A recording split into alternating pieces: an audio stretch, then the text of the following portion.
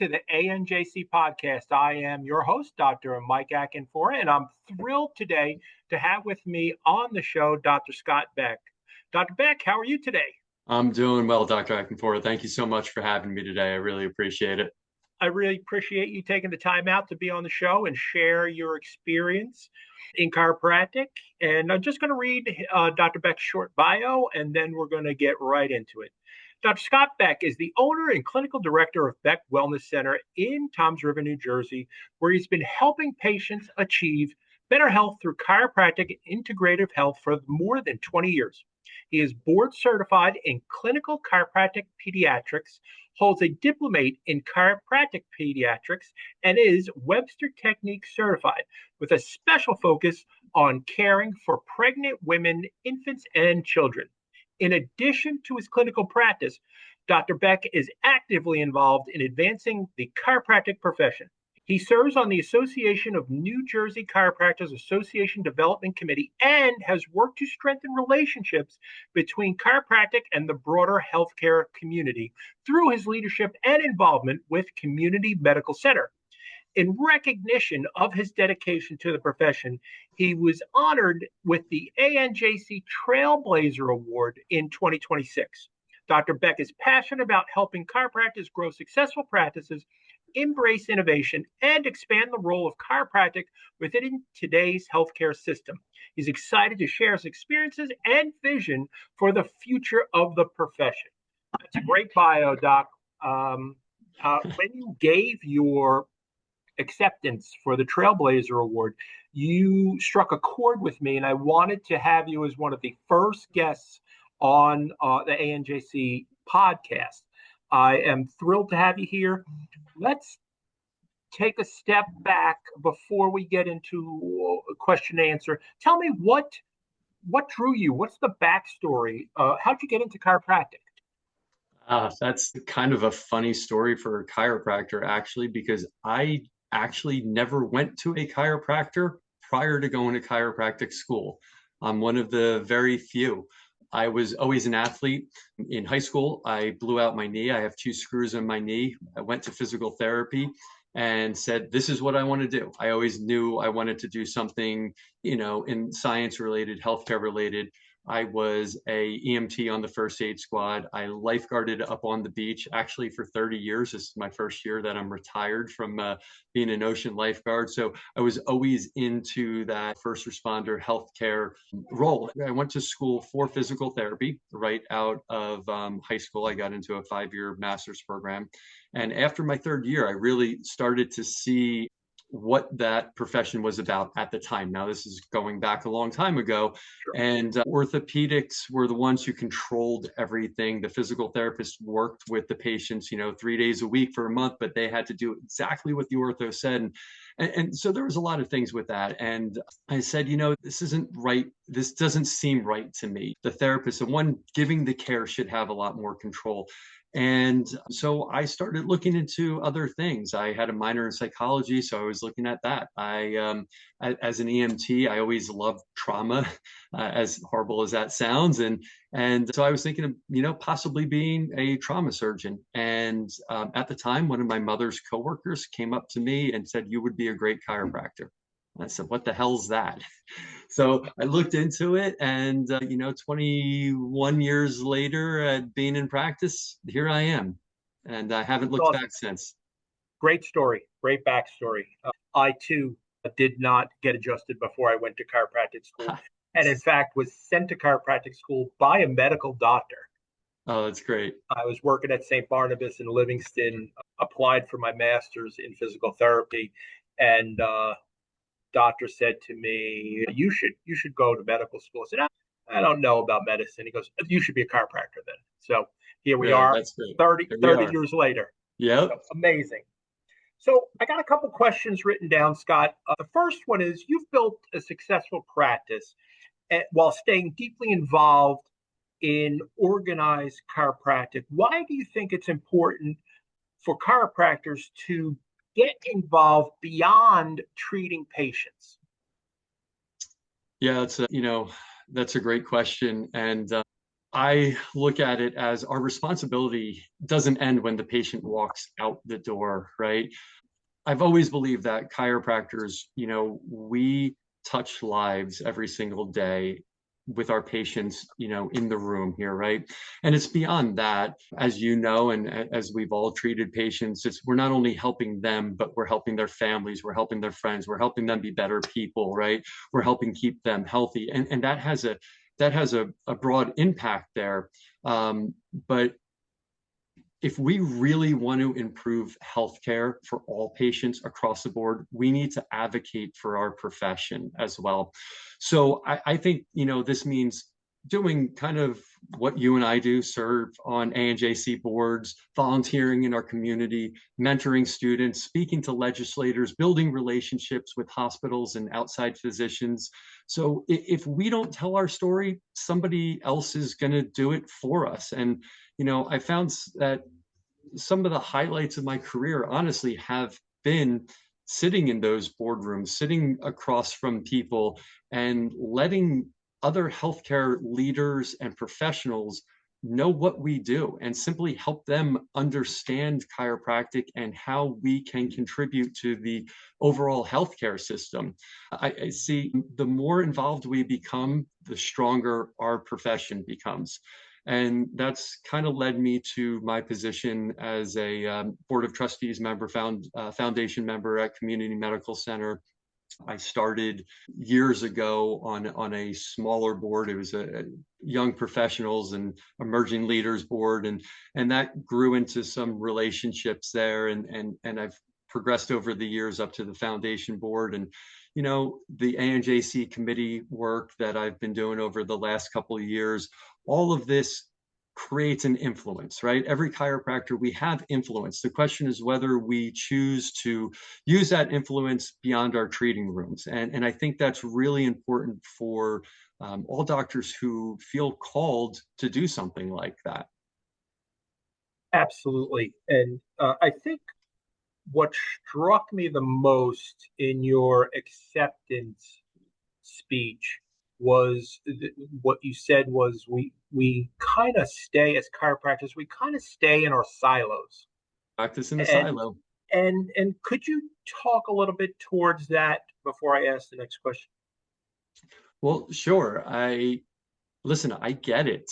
I run my own practice. I don't have a super high volume practice or anything like that. The day-to-day struggle is real, and we get focused on that. Where's my next patient coming from? Where's the next insurance check coming from? How are we keeping the lights on? And that's real. That is a real struggle, and I feel it's getting worse with the healthcare environment that we're in to a point. I also think there's a tremendous amount of opportunities for chiropractors right now, and where the chiropractic profession can go. But I know that a lot of us tend to stay within our four walls. And when we stay within our four walls, are you making an impact? Absolutely. You're affecting people every single day and making an impact. I just feel like if we get out of that silo, broaden our scope, we can make a much bigger impact, not only for other chiropractors in the state or in the country, but all patients across the globe. I think we can make a bigger impact. Absolutely agree 100%. So you've spent years cultivating relationships with hospitals, with other physicians and community leaders. What advice would you give to your fellow chiropractors who want to become more integrated into the healthcare community? I would say that you want to give before you receive, right? Lead with relationships, not with referrals on your mind. I think many chiropractors approach integration backwards, right? We meet physicians looking for referrals. Instead, I believe we should meet these other doctors and healthcare leaders, not just the doctors, but the leaders in healthcare. We should meet them to build trust.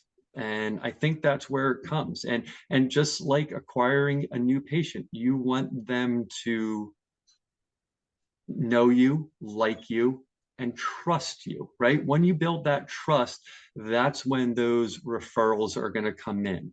They'll come, you just have to build that trust. So I've learned that, medical doctors, I've learned that hospitals, board members and executives, they're not looking for sales pitches. Okay, they are looking for competent professionals who communicate well, who understand their patients, and who put patient outcomes first.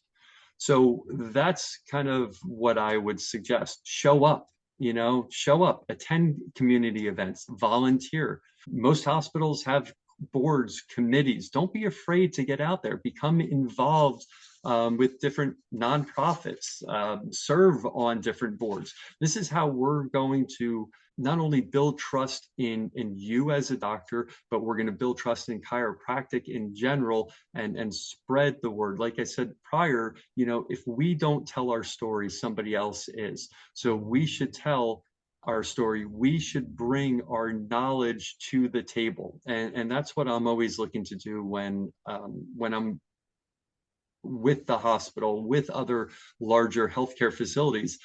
I want to develop relationships with the orthopedic surgeons, the hospital administrators, the community leaders, and we have a lot more in common than you would think.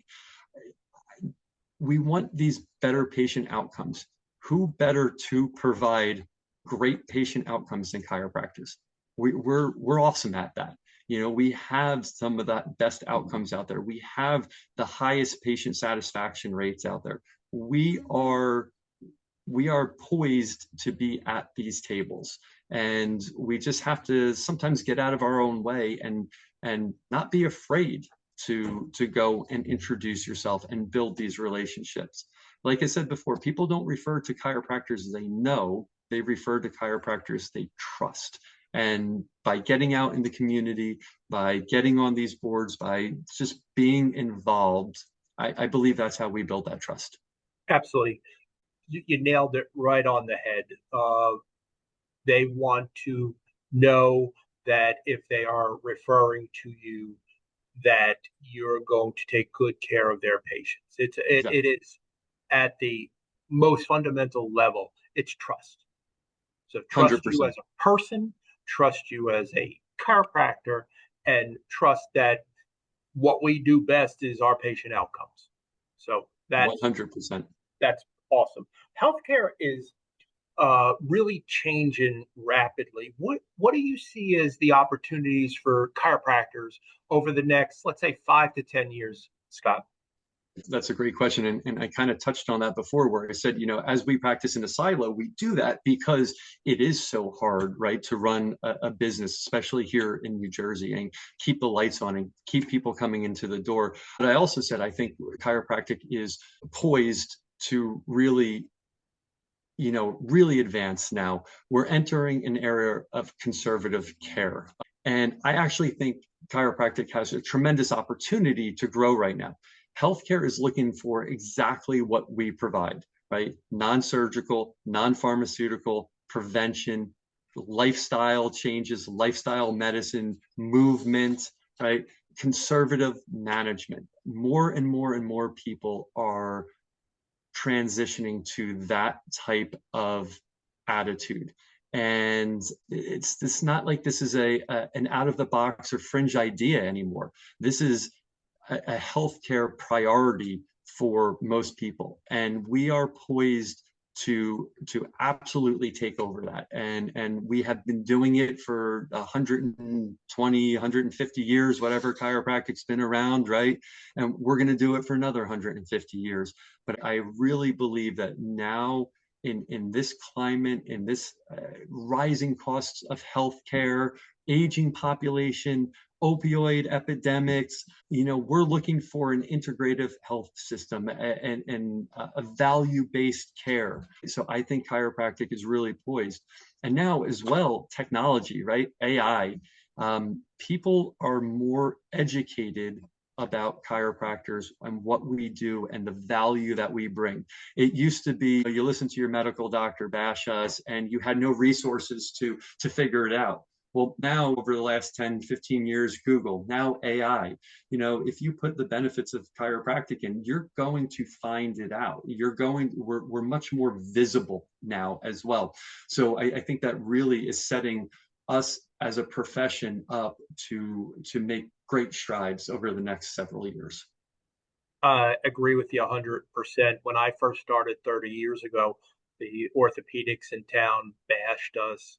My mentor, who's been retired now for 25 years, he had good working relationships with the family doctors, the family MDs.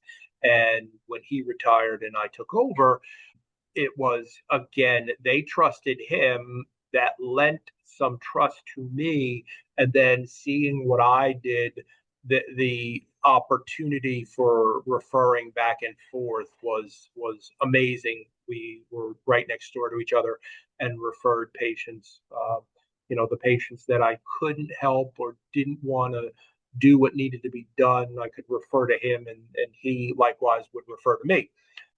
But that was 30 years ago, which segues into, how has it's evolved. Chiropractic has evolved, still Sure.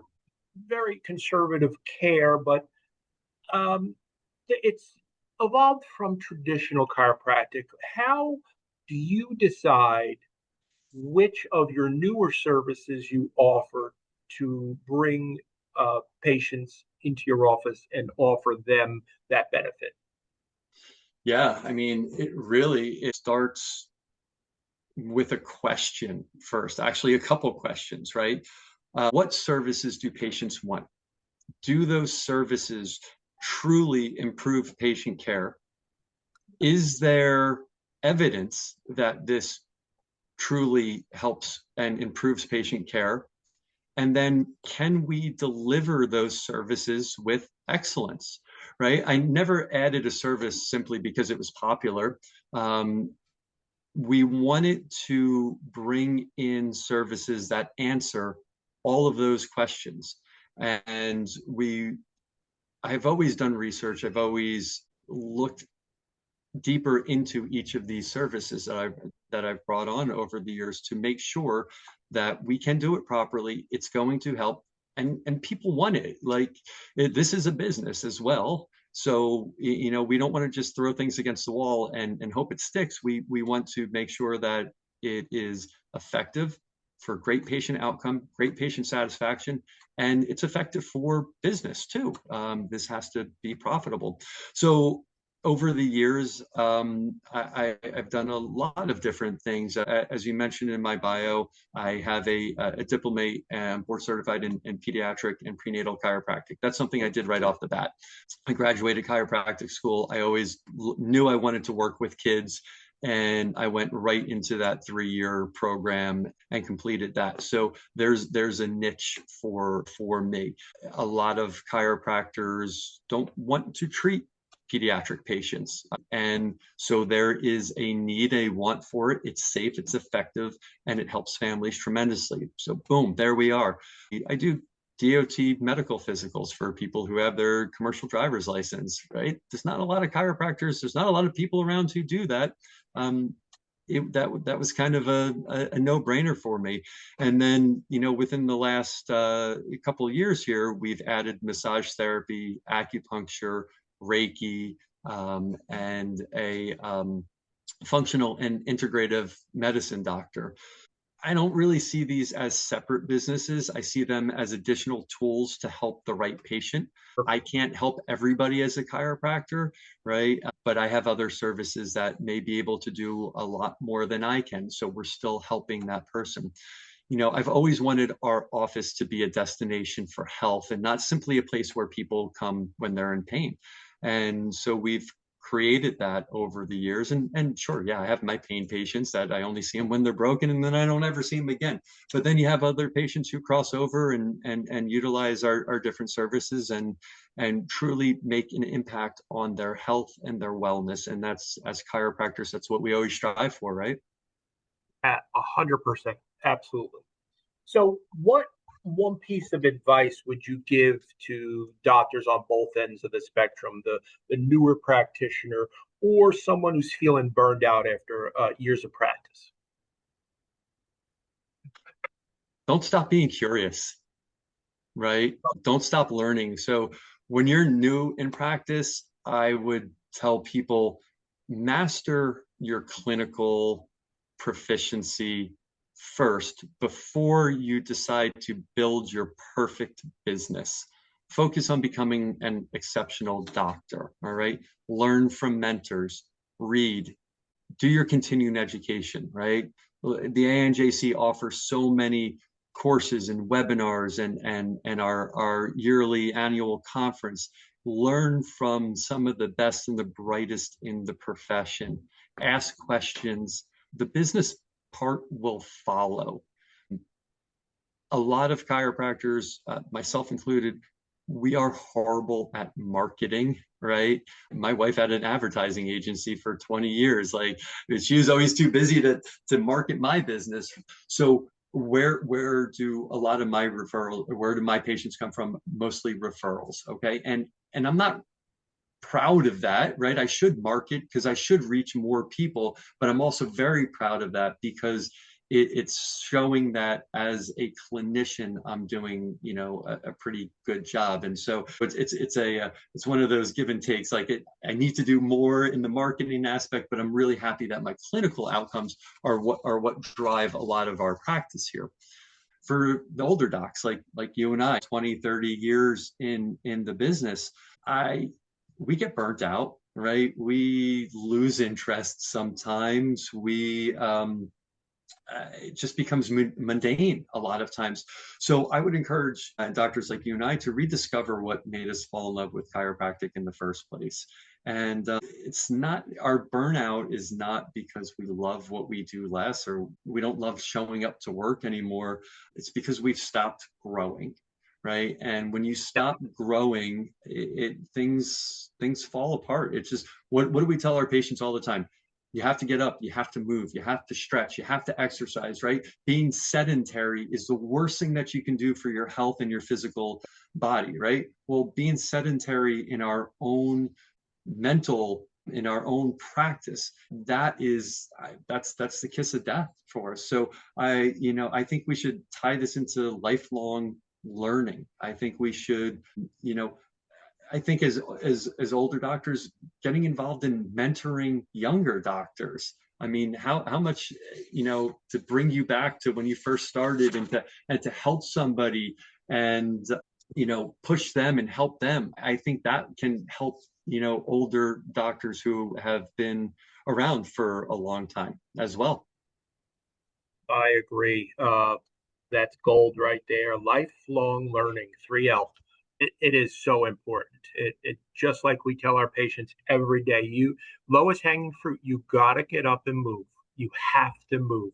You're sitting sedentary 8, 10, 12 hours a day. You've got to set a timer for yourself and move because, sitting when we had our old company, Beyond Your Wildest Dreams, sitting is the new smoking. Yes. It's terrible on our health and well-being. So we're coming to the end of the lollipop here. And number one, Scott, where can people reach you? What's the best way to get in touch with you? Sure. You can always email me at my office.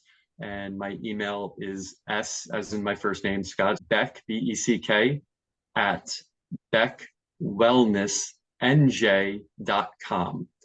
You could always look me up on my website and give the office a call, and you can email us at the office. That's always great. I'm always happy to talk to other chiropractors around the state. Awesome. I don't want to get off of the show just yet. I don't want to end it just yet. You have an event coming up in November, which is a great opportunity for people to meet us and see what we do. Can you talk about that a little bit before we go? So the event Running with the Devils, is that what? Yes, sir. Great event. This is, one of the things that the ANJC has been super supportive with me is my involvement with Community Medical Center, which is our local hospital here in Toms River. But they're the broader Robert Wood Johnson Barnabas. And RWJB has the largest hospital system in the state of New Jersey. So there are hospitals in all regions of New Jersey. So this is something that all chiropractors in New Jersey can get excited about. It's not so regionalized and localized, right? So one of their big system-wide fundraising events is called Running with the Devils. It's held in November, as you said, up in East Orange, I believe. And it is an event where they are raising money for charity and for their different charities and stuff that they do.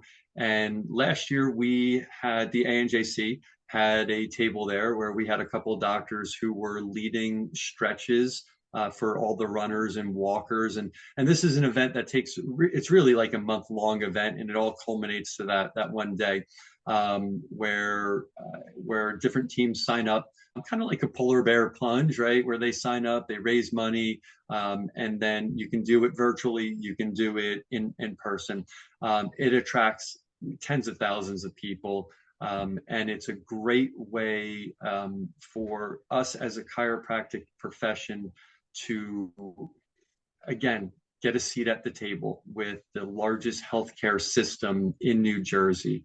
And I believe we are the ANJC. We're going to have a table again this year there. Mm-hmm. We are going to be very hopeful to have more doctors, more ANJC members come out and support the ANJC, support chiropractic, help with the athletes. Obviously, we're not adjusting anybody, but leading stretches, giving advice, talking. Like I said, if we don't spread our message, who else will? So it's going to be a great event last year. I'm hopeful it's a bigger, better, and more productive event this year as well. Amazing. Scott, thank you for everything that you do. I am deeply appreciative of you coming on the show. Is there anything you'd like to say before you depart? Well, no, thank you, and thank you for everything that you and the ANJC have done for myself personally in the profession. Every one of you who sit on the board, it's a thankless job. It's a tremendous amount of behind the scenes and a tremendous amount of work that's all volunteer. And that's what we need. We need more people to advocate for our profession. There are so many areas that we need to advocate for, pushing into other healthcare systems, legislative, Medicare, Toms River, God, this Medicare Modernization Act that seems like it'll never, ever pass. There are so many things that, we need people like you, like the ANJC board members to help with. I really encourage anybody who's listening to this, if you feel that calling, if you want to make a difference but you don't know how to, there's a lot of people to reach out to, and the ANJC is a great start, and that's how I started a lot of this as well. The ANJC has been very, very supportive to me in my pursuit of what I've done over the years. So I'm just appreciative of that for sure. Awesome. Thanks again. Really appreciate it. Folks, if you've liked what you've seen and heard today, please click the like button and share it with your friends and family. It's really important that we get this content out so that other people can be helped by what we do. And that starts with you. So again, Scott, thank you so much for being on the show. Thank you. All right. Bye, Scott. Thank you. Bye.